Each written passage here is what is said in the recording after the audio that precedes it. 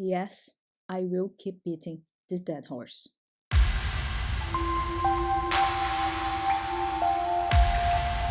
Sometimes I just cannot compute why things that seem so obvious to me can just fly over the head of marketing people. Or actually, the whole Disney live action department. Honestly. And yes, there is such a thing. If you're not that into movie making stuff and has just found my channel, first of all, welcome. I hope you stay. And yes, there is a thing called the live action department inside of the Disney Corporation. And yes, you can 100% direct all your grievances toward those people in that department because, well, they are the ones responsible for all this mess. For the big shift that Disney, an animation studio, actually, one of the very first animation studios, by the way, went through in this past decade and a half. You can blame them. Look, I won't complain. Disney has produced some amazing live action features. But for some reason, they just decided to streamline this whole animation to live action thing over the past few years. Like they're like a fast food joint. And things just keep getting worse and worse and worse with each production.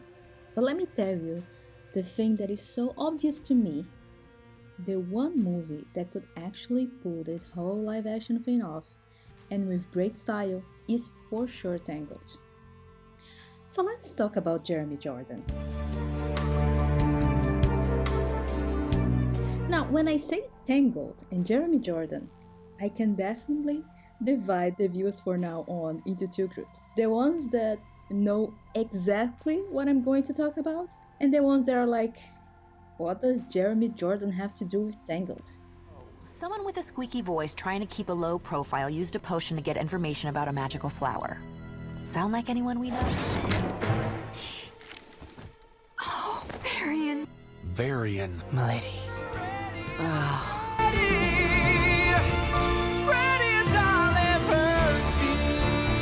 Yes, I loved hearing all the range of Spinoza and Jordan.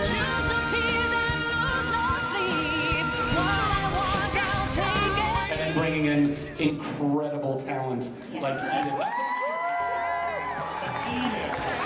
Stood in my path, they're going to pay.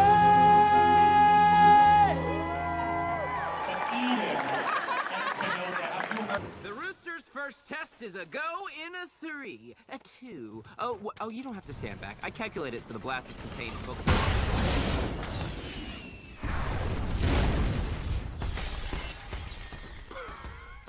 You added more linoleum, didn't you?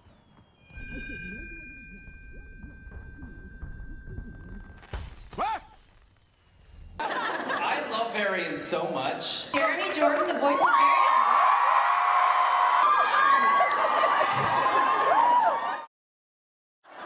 You should have written it all. You should have seen it backstage when Jeremy walked out. He was. That's not true. I did threaten to leave, but I didn't. Keep laughing for him. I love it. It makes him feel good. Love you, Zach. It's okay. You see? He's wearing a jawline. Have you seen that? How did you prepare for this role? Oh man, so many push-ups. I've auditioned for like maybe 3 animated things ever, so I was like, I'm not gonna get this. And they had animated to my character doing the first episode. And Chris was there. I was like laughing and crying at the same time. Like all my Disney dreams were coming true in front of my eyes. It was the most, because It was so cute, you guys. Because I just like was being super zany and super crazy, and I've been doing a lot of TV lately, and you're like not allowed to do that. So, like Mandy, you know, I was just like kind of like flailing all over the place. It was fun, and then they capped all of it, and I was like, that's me. After the craze of Frozen, the Disney animation department started discussing their next steps. Beyond focusing on new animation projects, they decided to take the Pixar route, which, by the way, I'm sure is just the department next door, they started considering possible sequels. Frozen 2 was already in the bag. They were not passing on that one. Of course not. But when asked about a possible Tangled sequel, Grano and Howard, the directors of Tangled, they modestly passed. Their notion was pretty much her hair is cut, the story is done. Also, by the way, if you're watching or listening to this, and I just said that Rapunzel gets her hair cut, that's a spoiler for the movie, but I feel like I can say that without giving a spoiler warning, but okay, but yeah, her hair got cut in the end, so the story is done. That was their mindset. So after the Oscars, I see the live performance. In 2011, the only thing left for Zack and Mandy to do was some quick voice work on the short wedding special that was then released in 2012. But then, Disney passed on the job to a new duo, while Byron Howard went to work on the incredibly lucrative Zootopia, and Nathan Grano was given a project that never saw the light of day. And boy, could we do a video only about that. And at some point, they decided it would be a Disney Channel series rather than a feature sequel. A similar treatment The Princess and the Frog was going to get before the project got mercilessly shot down. And put a pin on that one, because I am definitely talking about that on my next video essay. Now, the task was expanding the world, bringing in new characters, a new meaning, going beyond the walls of Corona, and exploring the 7 kingdoms and beyond. And I need to say, I'm not gonna do the slow clap, I'm gonna just put a meme. If you're just listening, slow clap, okay? They did a pretty good job. I need to say that. And I need to add here that Dan Fogelman, together with Howard and Grano, they also did a lot of heavy lifting by, turning a short and let's be honest, weird fairy tale into a proper magical realm that the new series writers only expanded upon. So let's talk about casting, because that's where the magic really, really happened. Having locked in the 3 mains return, and also having locked in main Cancer and Kliesch. People forget about Kliesch. I'm here with Kevin Kliesch. Kevin, how did you adapt it for this series that was different than what I guess Alan Menken brought for the movie? Well, we tried to extend basically what we did 7 years ago. We took the movie, and we wanted to take what I did with Alan's themes, what I did and my orchestration from Alan's themes, and kind of expand upon that.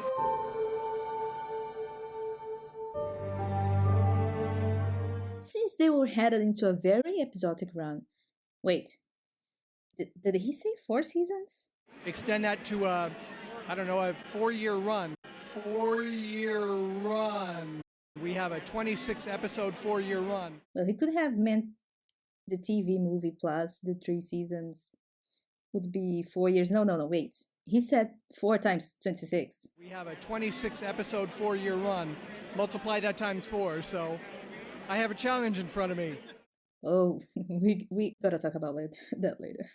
The production decided to double the gang, and they did such a great job with the added cast. To complement Mandy, Zack, and Donna, we got the newcomers Eden Espinosa as Cassandra, James Monroe as Lance, and as Varian, Jeremy Jordan. Jeremy Jordan, the voice of Varian.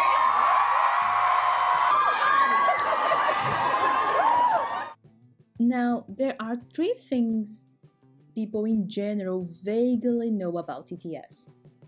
They have very good music, lore, and you're going to see a lot of YouTubers making very long essays about all the Tangled lore. And the third would be all the Varian drama. Or at least they know that that character is like uber popular. Look, drama might be a strong word, but yes, there was a lot of drama. Let me try to explain by using the biggest, most colossal event in this channel, AOT, as an example. Varian is like Tangled's Levi Ackerman, okay? A character that got ultra popular with teenage girls, lit up Tumblr, and generated far too many fanfiction. And like Levi, he's a character that you don't necessarily need to be a tween or twin to love. And honestly, personality-wise, he is more like Armin. And you just know that torture chamber is Armin approved. Also, Varian, why do you have the need for a torture chamber in the first place? For what purpose did you build that? I'm very curious to know. You are, at least at this point, 14. Anyways, he's a pretty fun character, and just like Cass and Lance, he was a pretty good addition to the team. The problem is that the popularity of this character got so out of hand, and Disney, like always, did not know what to do with it. Now, it is an understatement when I say Disney failed to promote the show. It came out between 2017 and 2020, and as they were focusing so much on the launch of Disney Plus, they neglected a lot of the stuff on Disney Channel, on the Disney Channel programming.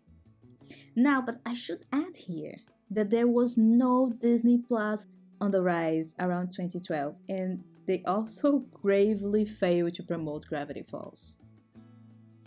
And Nickelodeon had the same issue with Avatar, all back way when that show came out. Yet, those shows found their way into people's screens solely by word of mouth and some very specific hardcore fandom corners of the internet.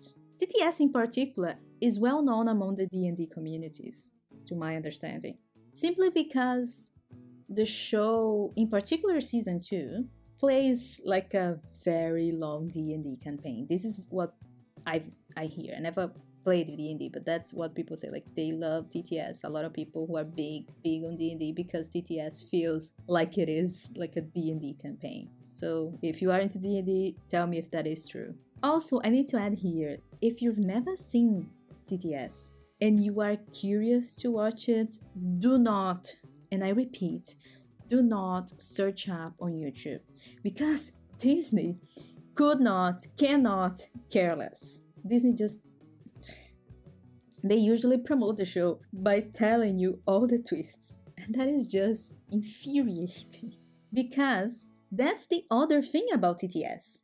That's a thing that is very famous for, is the never-ending twists. I went into this one already knowing pretty much all of them, and I just hope that I didn't. I hope that I could have watched this like blind, like everybody else. So I know, by the way, like there's a specific moment in the series that there are so many twists, but I know that there was a specific one that there was, like when, I'm not gonna give you too much info because I don't wanna ruin the experience for you if you never watched it and for some reason you are at this point in this video or this audio format podcast. But I know that there's a specific big twist that happens and then they had like a very long break, and I imagine for shows like that, I know that for people who love Tangled, they're like, what, how can you do that? How can you pull a big twist and then just makes us wait so much? So in a way, like when a show is done, you can just binge it. That's fun. So that was the experience that I had, but I wonder how it would have been like to experience that, to get the twists and then a big break. And please, if you talk about that in the comments, do not give some sort of spoiler warning, please, or I'll have to delete your comments, or I don't know. Let's see how this goes. So the show, for some reason, was cut off mid-season 3. Actually, I can't get too much into that because otherwise this video would be like 3 hours long. And after the show ended, there was like a very strong campaign from within some of the people that worked on the show and a lot of big Varian fans. They hoped to get like a spin-off just for Varian, which is a little odd to me because, like I said, like the third season was cut off short, and it was before. So it was happening. It was so funny because the name of the kingdom is Corona. Let's address that. I mean, it is what it is, but it was good for them in a perspective that COVID happened as they were finishing production. So if they had the amount of episodes they were supposed to have, then it would be a messy thing because I don't know how it will be to finish off the show because 2020 was starting. It was the whole thing. The show ended, I think, in March of 2020. So if they had a full season, it would be, I don't know how they would make that work.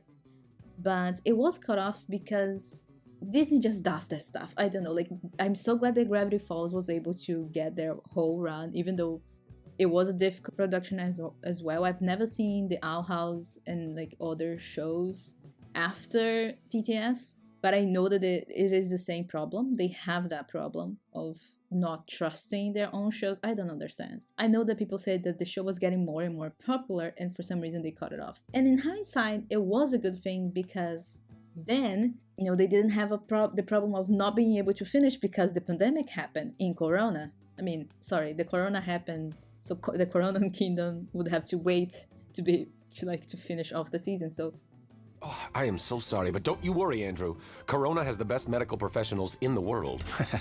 Actually, in a way, it was kind of a good thing, but I think because of those two things, because Corona was starting to happen, and because the season was cut off, like they had like lower production.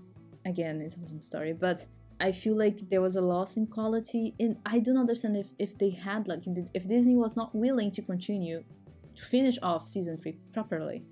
Why would Disney then do a Varian spin-off?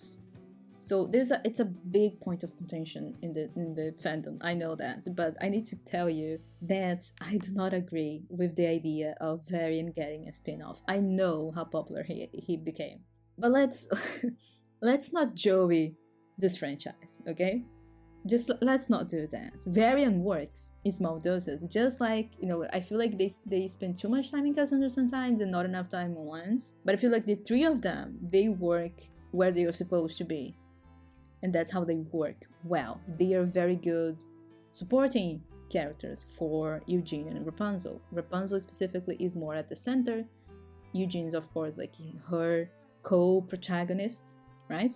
But Varian's good in small doses. I don't think it would have worked, and I don't want to see that character outside of this world, this environment, with those characters that it is like the magic really happens, as I'm saying, when these characters interact. That's when the show is good. That is why, again, going back to the D&D thing, people usually call them the party because they are like a little adventure group.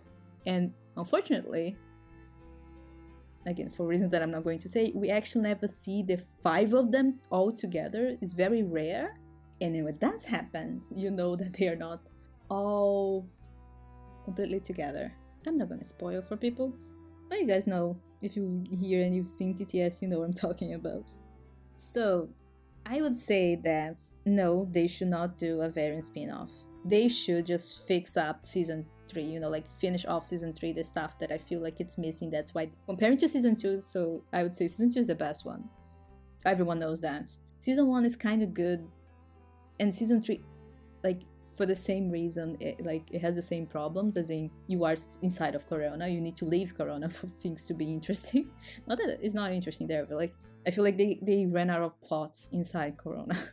That was like a kind of the problem. So the other reason why the third season struggled, like in quality, compared to the second season, was because they didn't have enough breathing room for like, all of the arcs to be completed. So what I think they should do is just fix up, like add a little bit more like premium episodes to season 3, like fix up some stuff, re-release it.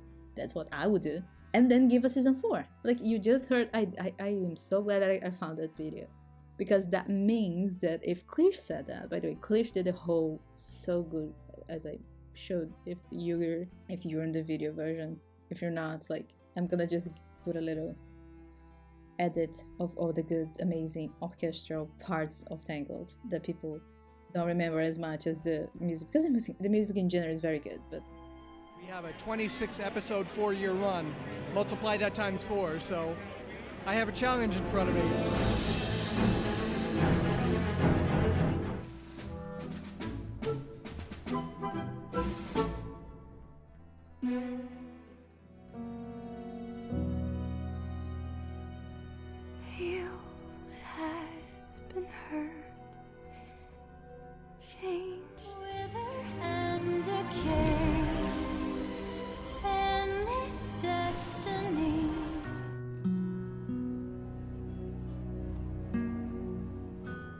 I'm so glad I found his interview, because he said 4 years times 26. So that was the initial idea, that there will be 4 seasons. Is this gonna be like Avatar The Last Airbender again? Like, we're not gonna get the 4th season? Although that one was only 3. Kind of. There's, again, another big story. But that is my, my little 2 cents in this. I feel like they should, like, forget about live action. Give us the 3rd season and give us the 4th. At least that is my view. I would much rather this than another soulless live action take. Also, I get that most of these actors cannot commit to a full Broadway run. Even though pretty much all of them, with the exception of Mandy Moore, who is a professional singer, like, all of them, apart from her, are Broadway actors, like, are celebrated Broadway actors. I'm sorry, not only celebrated, Tony nominated and Tony winners. If you don't know, I'm pretty sure out of the top of my head, although I will edit better later, but I'm pretty sure that Donna Murphy has 2 Tony Awards. Famously, I mean, it's Donna Murphy. And multiple nominations. James Morrow Iglehart, or Iglehart, I'm not sure. He has 2 wins as well, I'm pretty sure, or like a win and like a few nominations. And then like Zachary, Jeremy, and Eden, all of them have nominations, or at least 1 nomination. So it's like, these are Broadway stars. They are well known as Broadway stars. So I get that we cannot have them in like a full-on, like, multiple shows Broadway run. But could we at least have a special? Just make a big production, put on Disney Plus. I just understand how to market for once. Just understand how to do basic marketing. You have multiple extremely talented people on your cast. You have an amazing lore. You have such a a show that that managed to be popular, just like most of the other shows Disney. A show that managed to be popular even without you properly marketing it. Seriously, we barely got to see these ultra talented people singing those songs. Apart from the Oscars and like that festival last year where James sung. Oh, and Donna Murphy with Alan Menken once. I'm pretty sure we do not have like official performances. I think we have like maybe Jeremy Jordan sang a couple times, maybe once or twice, his songs. Eden Espinosa as well, like she sang out of her own accord. I don't know because this song, I think Waiting in the Wings was nominated, but I don't think she sang because I would have found it. When I researched for most of my Tangled videos, I would have found her singing. So let me know if she actually sang that officially on like on Emmy or a Grammy or something.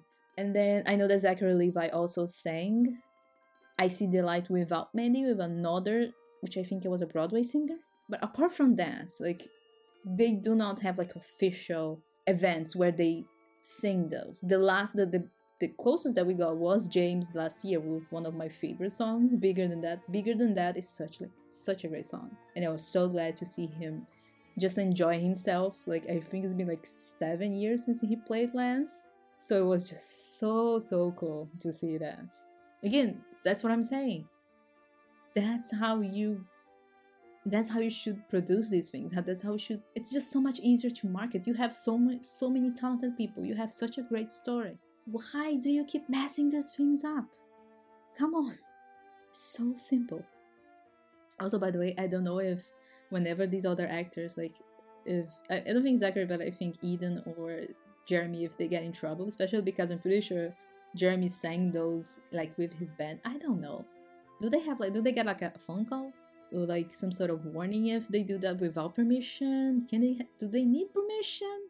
Does Disney even remember that the songs that they are singing are theirs? Like their song? Honestly, that is interesting. So, let's talk about the live action because that thing came out, like the news, like about the time I had like finished off most of my script, and I was planning to do the video. I put like a lot of stuff on my channel on hold because I just had the idea for the script, the whole story. You can watch my essay when I talk about this. And then there was the news that came out that they were going back and they were gonna have Scarlett Johansson. Like it was like October last year. As I was editing, I was like, I cannot believe this. They are actually going back to this. And I need to say, I could not care less about this live action. It's just like most people, like people saw this like, oh, whatever. Like there's no interest. It's not like, oh, it's fine. There was no controversy this time. We get so-and-so, it's fine, it's good. But there's also not like a big interest. It's not like, it's not that excited for it. So again, you're missing such a I will not stop beating this dead horse. Is it beating on the horse? I even forgot the term. But like, you're missing such a great opportunity here. I could not care about the live action plans they have, not even a little bit. Now, I do not want to talk badly about the young kids because I don't know them. I don't know their level of talent. I certainly know that they are not in the same level as the original cast. I mean, that is, of course, that's like obvious, but I also don't want to say that they are, and I missed it. It doesn't matter. Okay, I'm just gonna keep playing because I don't mind. Let's see if I can see.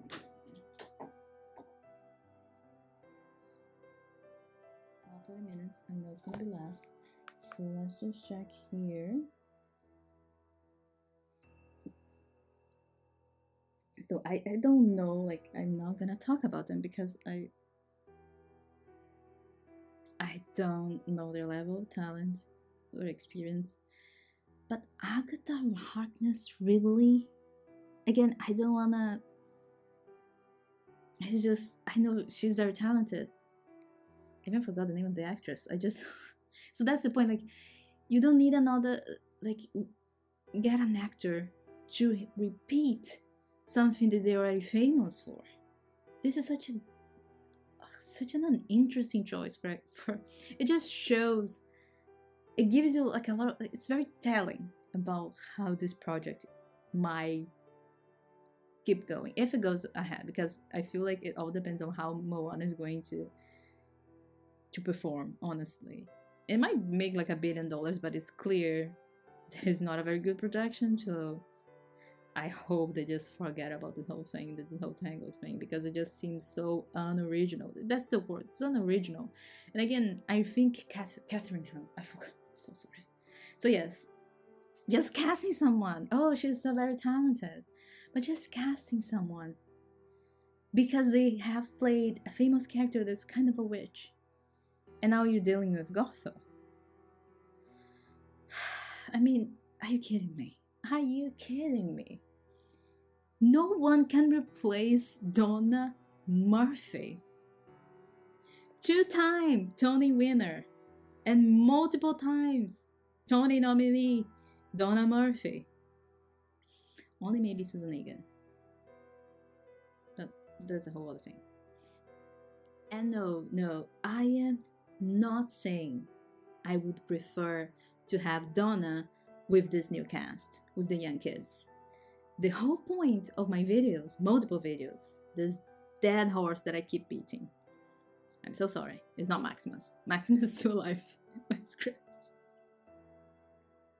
But Pascal isn't. It's a whole big plot point about Rapunzel and death and dealing with getting old. That's the script I wrote. I mean, it's a story that writes itself.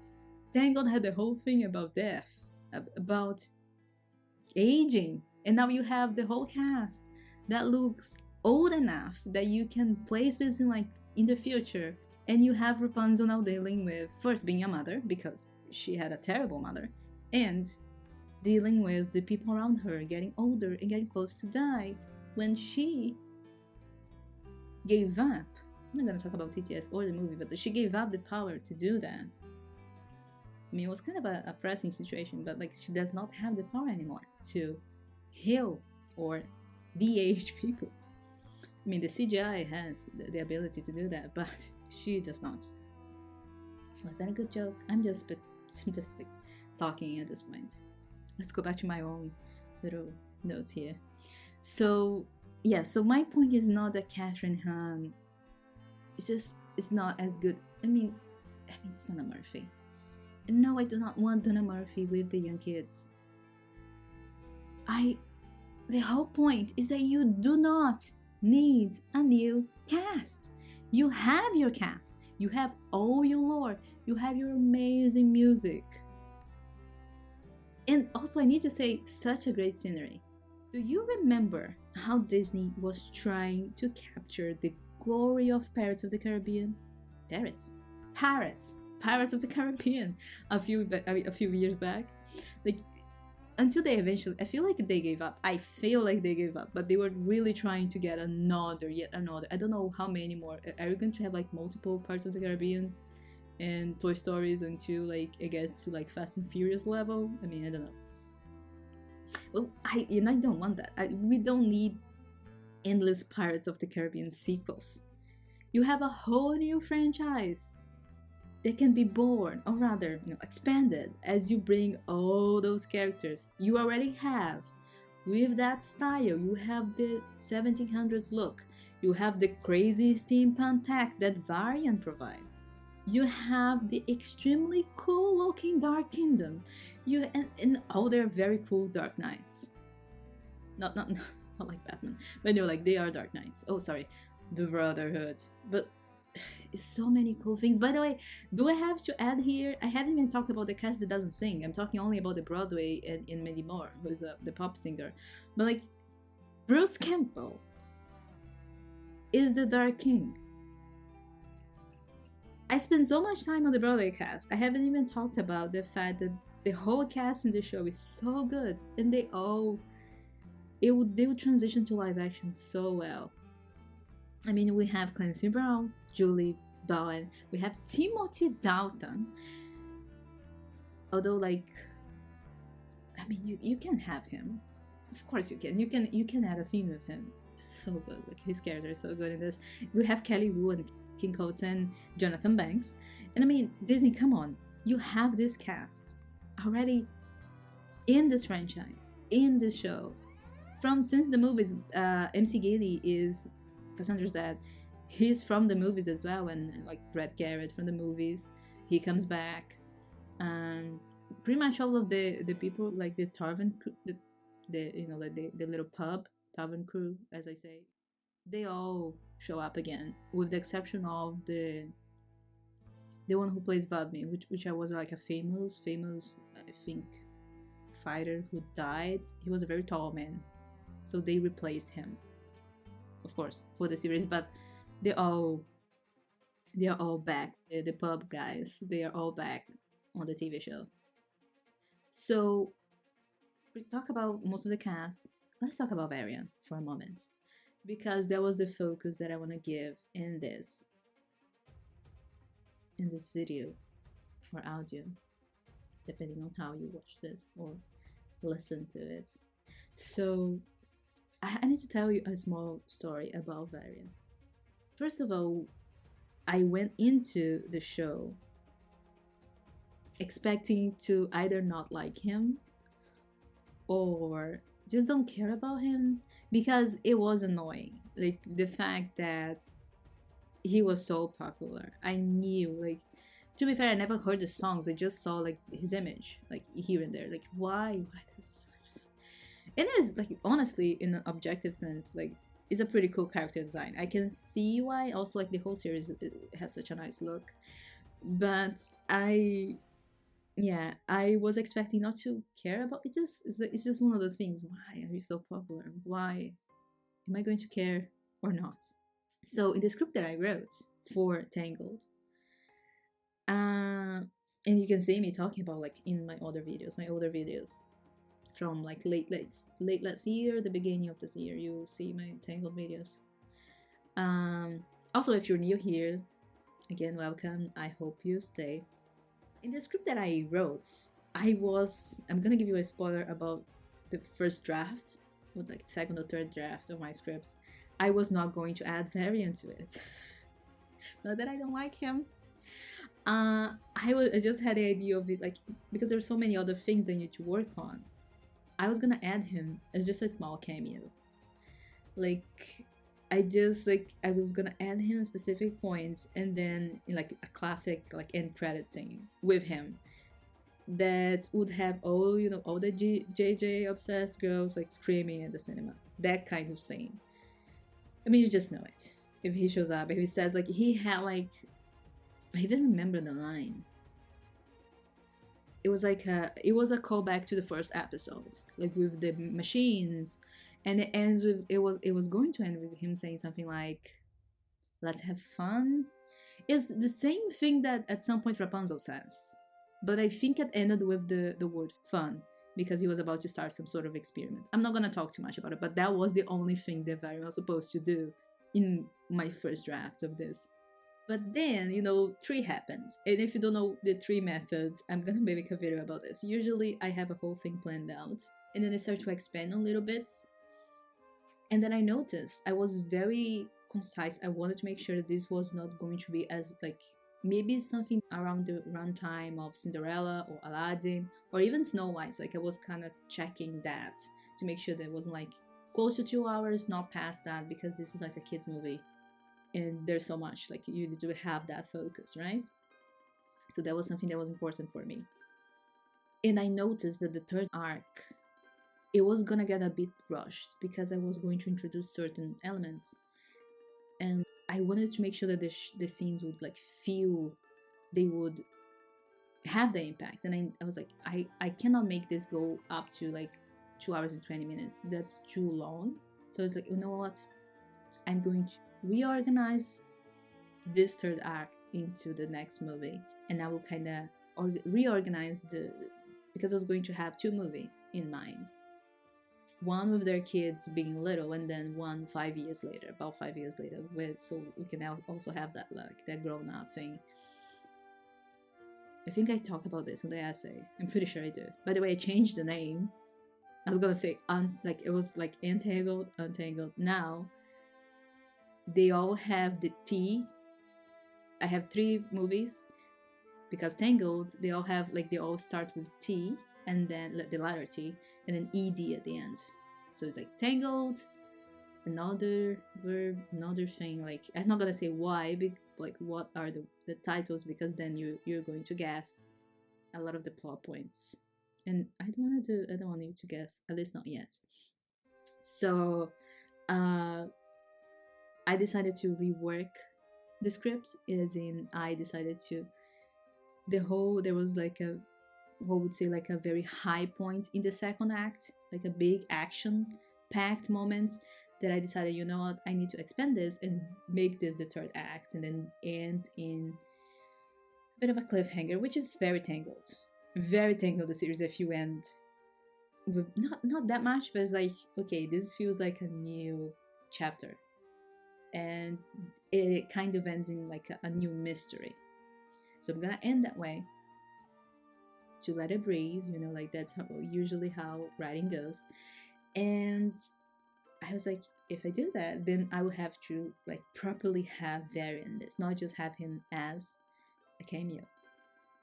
And that was so much fun. There's just something about writing for that character that is just, for all of them, like writing for Eugene is so fun, and Lance, and all the guys, like the tavern guys, because it's fun. And writing for Rapunzel, I'm not a very cheery person, but like it is fun to kind of play, like have her character in my mind to think of the things she would say, because she's very cheery, but again she has that darkness because of all her trauma. So the series explores that. It was fun to write for her. It was fun to write for Eugene. All the jokes, like his rhythm of speaking is very specific, and the way it was fun. But there's just something about adding Varian it was missing. It was that, like that little thing. By the way, Cassandra, I'm not going to talk about Cassandra. There's a whole other thing. When you see the script, and you will all see the script at some point, I can explore her part of the story more. But so he enters the scene, and it was so easy. It just flows, just like ready as I will ever be, like that energy to put him into the scene. And he just, when these characters are so well formed, they still need to go through arcs. Any character needs to, but they have their own life, like they have their own personality. That's how you should approach adaptations, or like if you are taking the realm for someone else. If you are writing for something, like the guys that wrote the series, they were taking over Dan Fogelman, who wrote the script of the movie. They did that pretty well, honestly. So when you do it, and those characters get like more and more form, and more like they take a life of their own, it's just so easy. And Varian's character was just so much fun to add. So when I first watched the series, it didn't take me that long to like him, even though I was struggling with, I cannot believe I'm also going to like this character like everybody else. But it was just like Levi. It was just as annoying as Levi. I love Levi is so much fun in Attack on Titan. And I can understand that, that whole thing of being just so compelling that you finally understand why that character is so beloved. That was basically the same thing for me. I was not expecting to hate Levi, but I did, because I knew he was cool. I knew. But it was very annoying before I started watching Attack on Titan, like how insanely popular this character, the character was. And it's like that thing, it's not part of the main characters. It's just, honestly, but in Attack on Titan, Jean is my favorite. I just need to add that. But yeah. So, like in general, all the characters in the show, they are, let's be honest, they are all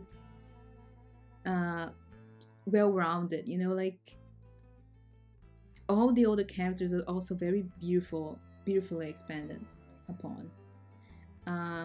And I need to say this, I like how Lance and Cass are not only they're not just foils or just companions to Eugene or Rapunzel. They are their own characters that clearly take very different paths in life.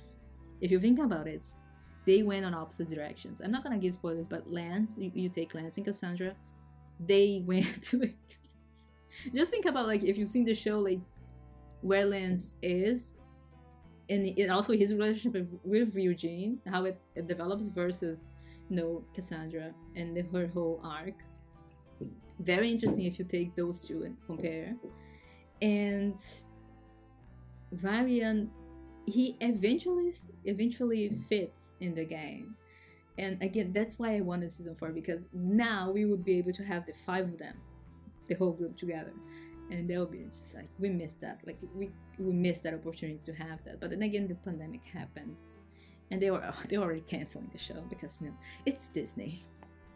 So overall, I need to point this out as well. Those 3 characters, Cassandra, Varian, and Lance, they are not at the very center of the story. Rapunzel and Eugene are. So in my script as well, they are the main characters. Them, their kids, because this is a sequel.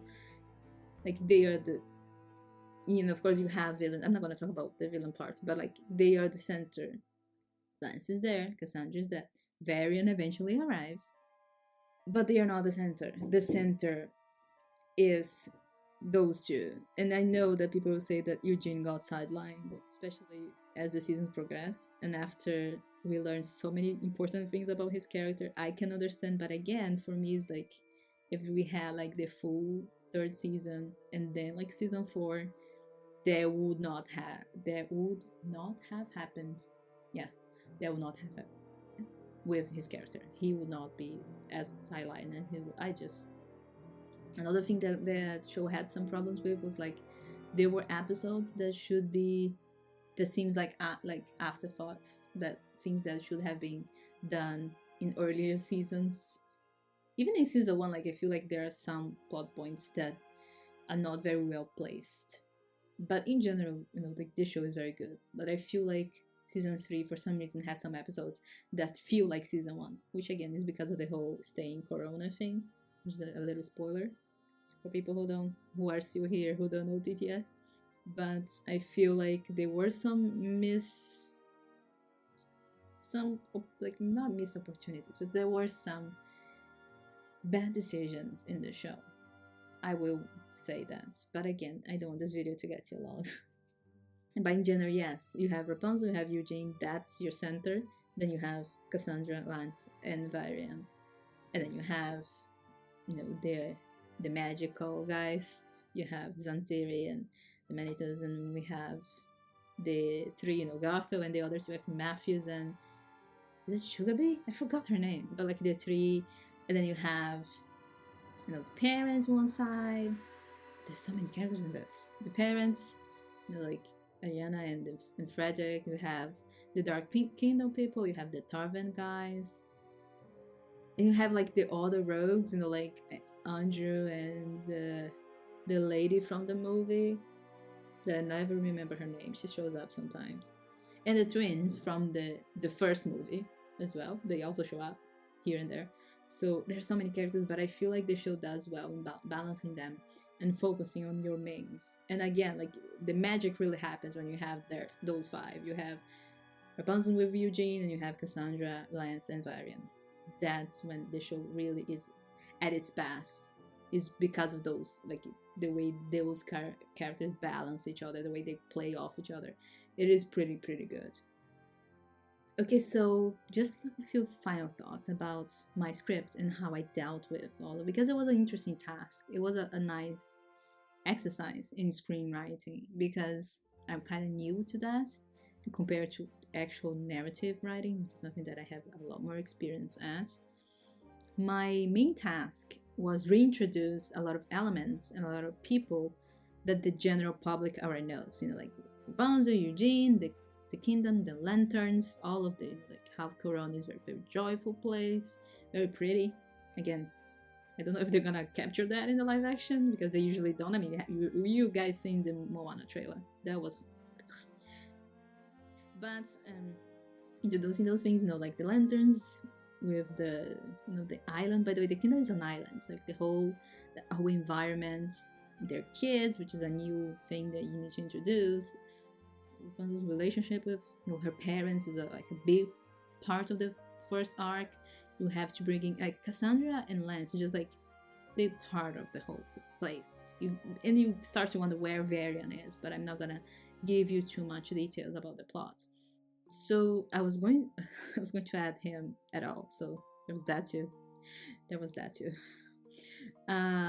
It's not like he was an afterthought. It was just too many other things that were more important. And again, like as I'm saying, the whole point of this video, his character is just a very large character, in the sense that he has a big personality, he has a crazy story, like his arc is interesting, and the fact that he's very intelligent and he has so many inventions and all that stuff, it is just a lot. Like he usually takes a lot of space, so that's why I put him in this, like kind of had to sideline him for the beginning of the story. And I was not going to include him at all until I changed a bunch of stuff. Not changed, I just expanded like the first movie and add the third act to the next movie and then kind of mix stuff around. So what else I was going to tell you?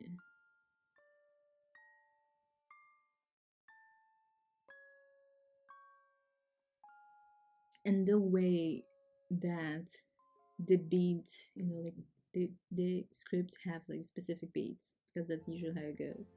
And when you get to that point when he shows up,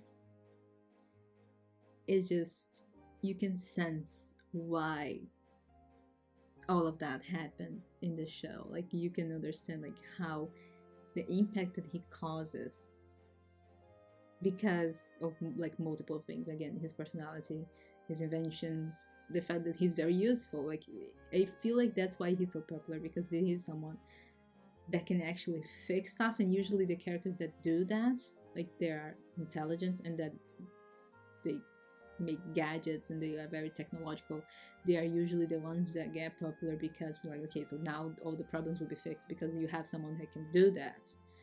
But again, you need to be very careful with those types of characters, because you cannot just rely on that. These are such a joyful character to write for.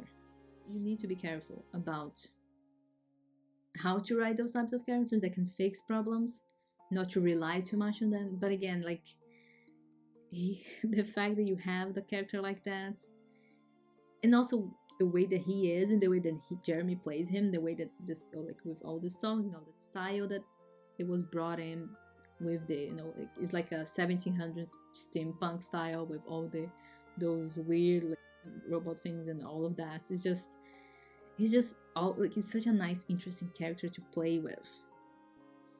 Also, he's a very good counterpart for Rapunzel. I feel like people don't notice that as much. It's very nice to kind of play off. And again, like him with the other boys, it's really nice to see all the boys have fun together. Okay, but I'm talking too much about the script. Like I promised before, since the whole live action news started to appear, to come out, as I was finishing my script, I will publish it here. I wasn't sure where, but I will publish it here for everyone to see. And I'm making it in like a very nice showreel style. I'm not just gonna give you the PDF file. I'm going to make a very nice looking showreel, and I'm doing that as soon as that movie drops, just to give a nice tease of all of this franchise could have been. Now I don't know, because I have the 3 and I have finished the first script and I have finished the second. There's a third, and I feel like I will finish all of them, so you can kind of have the sense of how we could have played with this franchise, how well it would be, like how much fun it would have been. But I feel like I'm going to have to wait a few years to do that. So let's see. So we'll keep teasing you guys about the little things that I wrote. Maybe like I used to like add little parts of the script here and there. I don't know. We'll think about it. And again, like if there's one character that can make you proud, is Varian. Because, we've done a lot. Faced who knows what. Still though, we're not quite through yet. We have so much to do yet. More than a thing or two yet. There are wounds we must heal. Plans to make real. Just watch us, and we'll do wonders. Sure, we might have made some blunders, but we will face them all head on. We will rise hand in hand and rebuild this land. We're ready to stand and roar. We will give up, don't ever. We are stronger than ever before. And by the way, when I do the edit for this, I'm definitely, I don't want to get copyright to death, but I will definitely add this, the second part with Lance and Eugene, because it sounds so good. At least a little bit of it. That only makes us tougher. Now when the road gets rougher. Frankly. But this is it for this, the audio version. I don't know when I will release the video version. I will talk more about in my next audio / video version. What I am imagining to do. So yes, we are stronger than ever before. I mean, why do we need to reset this kingdom? Why do we need to reset, reboot this franchise when you have so much already on the table that you can play with? That is my question. So this is it from me, guys. Have a nice day, and I see you next time. I'm Tree, by the way. Goodbye.